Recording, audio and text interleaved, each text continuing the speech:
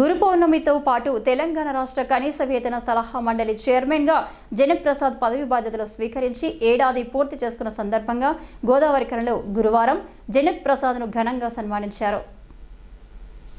స్థానిక జనక్ భవన్లో జరిగిన ఈ కార్యక్రమం సందర్భంగా ఐఎన్టీయూసీ సీనియర్ ఉపాధ్యక్షుడు ధర్మపురి మాట్లాడుతూ కార్మిక రంగానికి జనక్ ప్రసాద్ అందిస్తున్న సేవలను ప్రశంసించారు. గత 13 సంవత్సరాలుగా పెరగని కనీస వేతనాలపై చర్చను ప్రారంభించి రాష్ట్రంలో సుమారు 1.3 కోట్ల అసంఘటిత రంగ కార్మికుల ప్రయోజనాల కోసం దృఢ సంకల్పంతో ముందుకెళ్తున్నారని పేర్కొన్నారు. కార్మిక హక్కుల పరిరక్షణ కోసం జనక్ ప్రసాద్ చేస్తున్న కృషి ప్రశంసనీయమని చెప్పారు. తెలంగాణ రాష్ట్ర మినిమం వేజెస్ అడ్వైజరీ బోర్డు చైర్మన్గా పెద్దలు గౌరవనీయులు మన యూనియన్ సెక్రటరీ జనరల్ వారు చైర్మన్గా నియమింపబడ్డ ఈరోజు సంతకం కూడా ప్రమాణ స్వీకారం వారు ఈరోజు చేశారు. వారికి రాష్ట్ర ముఖ్యమంత్రి వర్యులు గౌరవనీయులు రేవంత్ రెడ్డి గారికి, శ్రీధర్ బాబు గారికి, బట్టి విక్రమార్క గారికి, మరి పొంగులేటి శ్రీనివాసరెడ్డి గారికి, మరి ఇక్కడ స్థానిక ఎమ్మెల్యే రాజ్ ఠాకూర్, కోల్బెల్ట్ ఎమ్మెల్యేలందరికీ పేరు పేరున ప్రభుత్వం పక్షాన, ఐఎన్టీయూసీ యూనియన్ పక్షాన, మరి మా కార్యకర్తలందరూ మా వైస్ ప్రెసిడెంట్ల పక్షాన ధన్యవాదాలు తెలుపుతాము.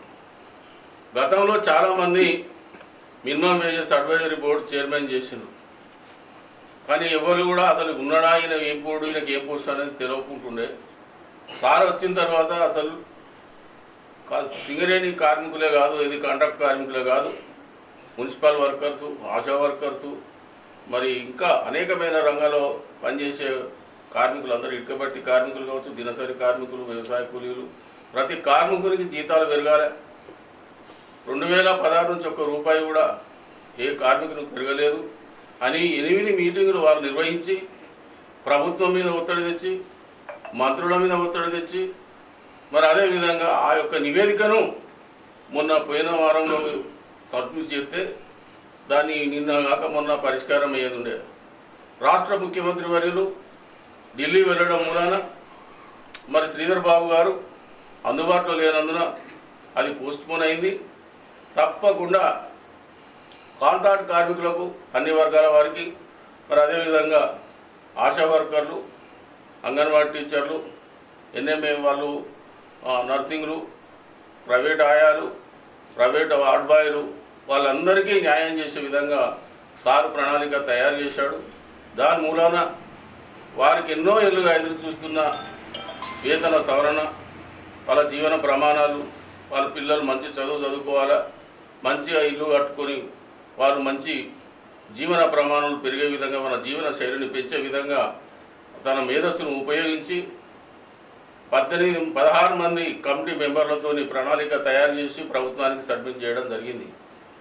మరి అతి తొందరలోనే ఈ సంవత్సరం పూర్తి చేసిన సందర్భంగా మరి ఇటు రాష్ట్ర ముఖ్యమంత్రి వర్యులు రేవంత్ రెడ్డి గారు, శ్రీధర్ బాబు గారు, బట్టి విక్రమార్క గారు సహకరించి ఈ కార్మిక వర్గం అంతా ఎదురు చూస్తున్న ఈ మినిమం వేజెస్, వాళ్ళ కనీస వేతనాలు సవరించాలని పట్టుబట్టిండు సారు.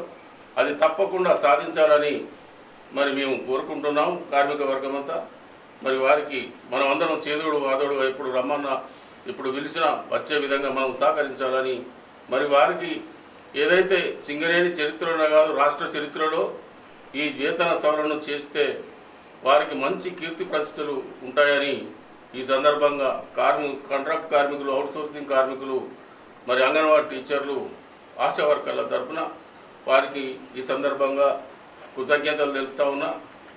ఈ కార్యక్రమంలో ఐఎన్టీయూసీ నాయకులు సదానందం, వికాస్ కుమార్ యాదవ్, ఏనుగు రవీందర్ రెడ్డి, లక్ష్మీపతి గౌడ్, దాస్, ఆరేపల్లి శ్రీను, రాజయ్య తదితరులు పాల్గొన్నారు.